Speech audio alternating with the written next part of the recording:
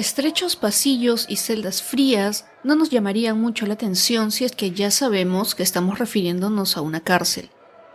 Pero la que conoceremos hoy no solo es fría por los castigos que ahí se impusieron, sino porque está en una de las ciudades más australes del mundo.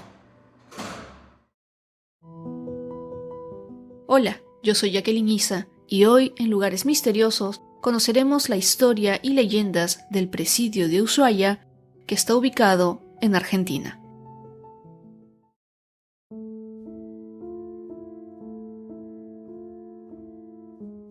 Ushuaia es una ciudad de la República Argentina que está ubicada en el departamento de Ushuaia, en la provincia de Tierra del Fuego, Antártida e islas del Atlántico Sur, y es la capital. Se fundó el 12 de octubre de 1884 por Augusto Lasserre como Fuerte Ushuaia sobre el asentamiento de la antigua misión anglicana de Thomas Bridges. Tiene una población estimada de más de 80.000 habitantes y en ocasiones se le etiqueta como la ciudad más austral del mundo. No obstante, más al sur se encuentra la ciudad chilena de Puerto Williams en la isla Navarino. Su nombre significa bahía profunda o bahía al fondo y proviene del idioma yagán. Los primeros pobladores de la zona fueron cazadores y recolectores nómadas que llegaron hace más de 11.000 años a pie desde el norte a lo que hoy es la Isla Grande de Tierra de Fuego, que aún estaba conectada a la Patagonia continental. En 1869, con el permiso y conocimiento de los gobiernos argentino y chileno, se estableció una misión anglicana encabezada por Wade Hawking Stirling, que formó el primer asentamiento no aborigen del archipiélago, muy cerca a lo que después sería la ciudad de Ushuaia. Solo un año después, Hawking Stirling fue reemplazado por Thomas Bridges. El 28 de septiembre de 1884, con unos 300 habitantes, el comodoro Augusto Lasserre llegó al lugar con la división expedicionaria al Atlántico Sur, a bordo de la cañonera Paraná, después de haber pasado por la Isla de los Estados. En octubre se creó una subprefectura junto a la misión anglicana y se izó la bandera argentina con el objetivo de reafirmar la soberanía del país en la zona después del Tratado Austral con Chile en 1881. Recién en 1894 se delinearon las calles y manzanas, lo que hizo que el caserío se volviera un pintoresco pueblo multicolor. Y es 2 años después que Ushuaia comienza a sonar en toda Argentina debido a una construcción que se planeaba establecer en esta ciudad.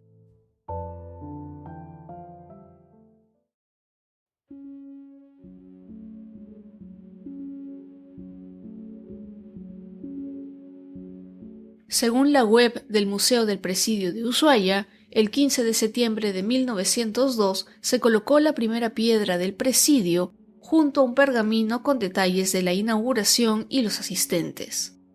Ese mismo año comenzó la construcción del Presidio Nacional bajo la dirección del ingeniero Catelo Muraglia y que fue realizada por los mismos reos quienes utilizaron piedra, argamasa, madera y chapas para los techos. Por orden del ingeniero, los presidiarios se convirtieron en albañiles y los guardias en capataces. Él mismo les enseñaba cómo realizar las tareas necesarias y además tenía a su servicio maestros y carpinteros para el aserradero y la fundición. Todo lo necesario para la construcción, como los troncos, piedras y otros materiales, fueron transportados en un silocarril, que es un tren que usa vías de madera, y para 1913 se autorizó la compra del tren de Decauville. Los presos eran quienes se dedicaban a cortar la leña para las locomotoras y limpiaban los rieles para que éste pasara. A este transporte se le conocía como el tren de los presos. En 1911, el presidente de Argentina firmó el decreto que fusionó el presidio militar con la cárcel de reincidentes de Ushuaia. La idea primaria era construir una colonia penal para 580 reclusos en La Pataya, y para esto se reservaron 2.500 hectáreas de tierra muy cerca al límite con Chile. En 1920, la cárcel contaba con 5 pabellones de 76 celdas exteriores cada uno. Las 386 celdas eran unipersonales, pero la cárcel en total llegó a alojar a más de 600 presos. Entre el pabellón 1 o histórico y el pabellón 2 se levantó la cocina, y entre el 1 y el 5 la panadería. Al frente de la bahía se levantó la administración.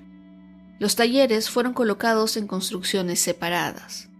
Recién en 1943 se inauguró un moderno hospital que luego fue el Hospital de la Base Naval y por mucho tiempo el único hospital de la zona. Además, tenía un hall central o rotonda múltiple que se utilizó como sala de conferencias, cine y auditorio. El penal tuvo 30 sectores de trabajo y algunos de ellos quedaban en el exterior. Los talleres instalados atendieron las necesidades de la cárcel y prestaron servicios a toda la ciudad de Ushuaia. Estos fueron la primera imprenta, teléfono, servicios de electricidad, bomberos, entre otros. A medida que pasó el tiempo, a esta cárcel fueron enviados delincuentes autores de graves delitos, muchos de ellos condenados a cadena perpetua o de larga duración. El régimen aplicado se basó en el trabajo retribuido, enseñanza escolar de nivel primario y una severa disciplina.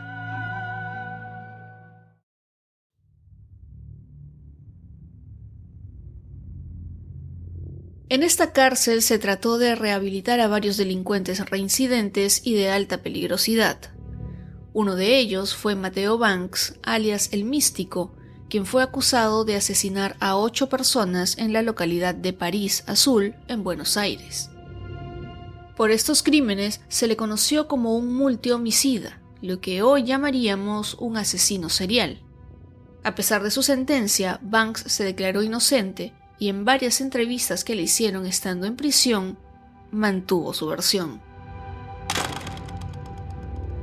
El preso número 90 fue el famoso petizo orejudo, o Cayetano Santos Godino, quien desde 1912 sometió a la ciudad de Buenos Aires a una época de terror, ya que se habían asesinado o se intentaron asesinar a varios menores de edad.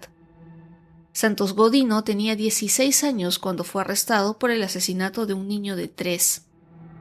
El petizo orejudo fue sentenciado a cumplir su condena en la prisión de Ushuaia y aquí solicitó la libertad condicional 2 veces.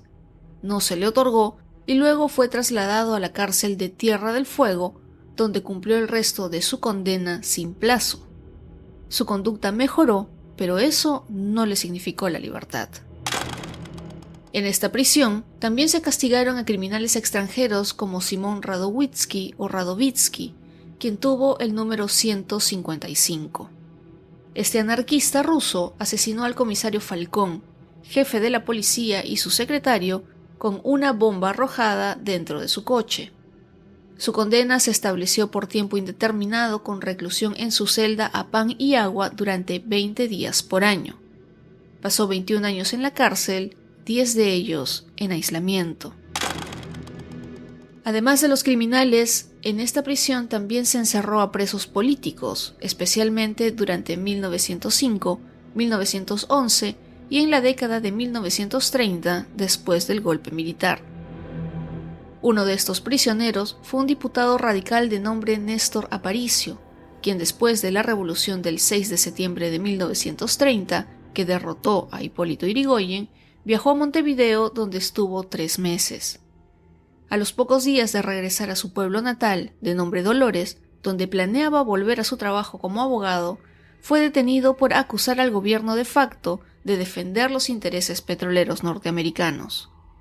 Este fue uno de los pocos presos que logró escapar de la prisión de Ushuaia.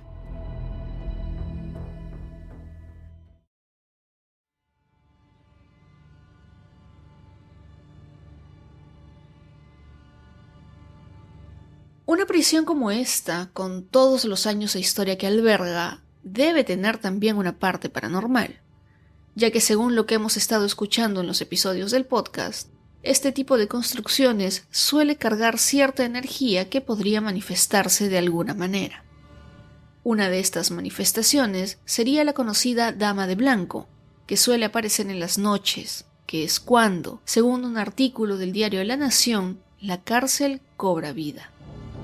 El Grupo de Investigación Paranormal TDF decidió quedarse una noche en la cárcel, que ahora permanece vacía, y dijo que pudo registrar imágenes, sonidos y otras manifestaciones del más allá.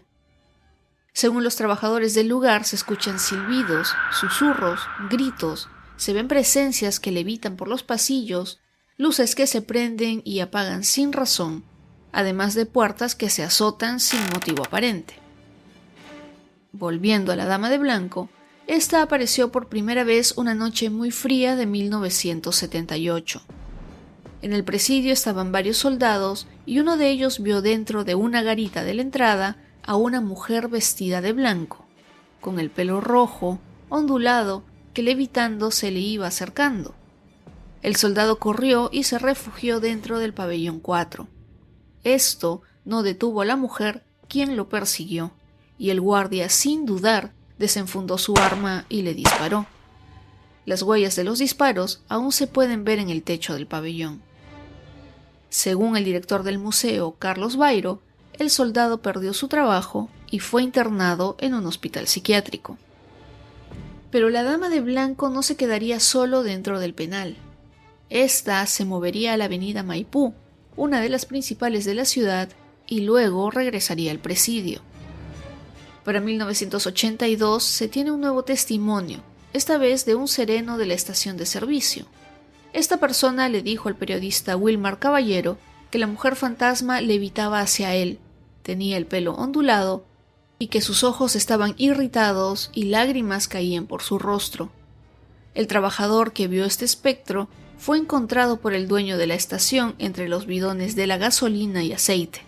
Estaba en cuclillas y temblaba de miedo.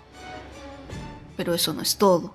Esa misma noche, al parecer la Dama de Blanco tenía un camino que seguir y a pocos metros de su última aparición, esta vez ya en el presidio, dos jóvenes guardias la vieron flotar en los pasillos y al no hacer caso a sus órdenes, uno de ellos decidió sacar su escopeta y disparar 2 veces, hiriendo a otro compañero.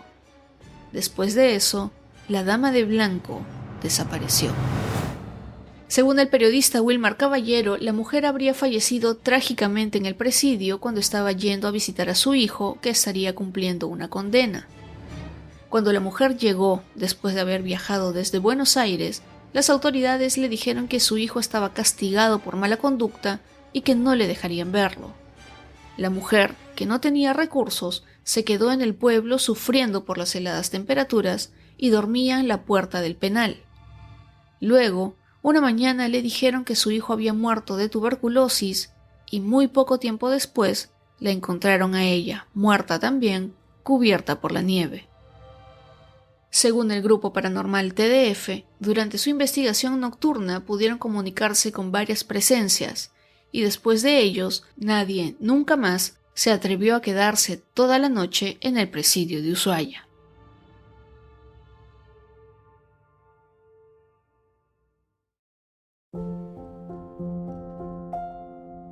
En marzo de 1947, siendo ya el territorio nacional una gobernación marítima, con un decreto del presidente de la Nación, Juan Domingo Perón, se dispuso la clausura de la cárcel y pasó a manos del Ministerio de Marina, creándose la base naval de Ushuaia.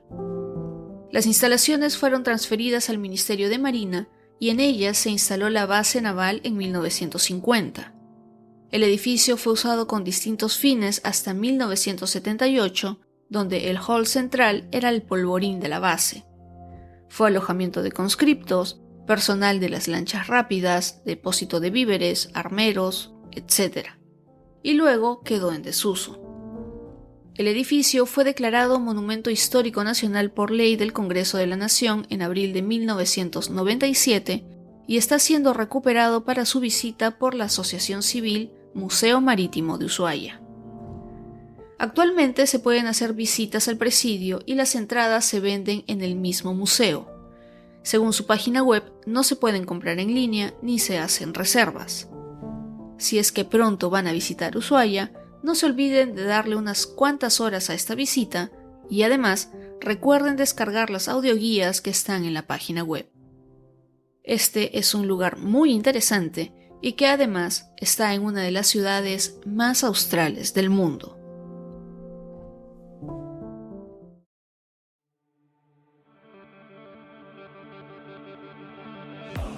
Y eso fue todo por este episodio. Recuerden que este podcast publica episodios cada miércoles y domingos a la medianoche. Para que no se pierdan los estrenos, recuerden suscribirse y activar la campanita de la app de podcast donde escuchen este programa y sus podcasts favoritos. También pueden compartir los episodios con sus amigos a través de las redes sociales, etiquetando siempre a @lugaresmisteriosos el podcast en Instagram y Facebook. Si es la primera vez que escuchan este podcast, les doy la bienvenida y los invito a calificarlo en Spotify y Apple Podcast. Así me ayudan a seguir creando contenido de este tipo. Yo soy Jacqueline Isa, espero que este episodio les haya gustado y nos encontramos en otros lugares misteriosos muy pronto.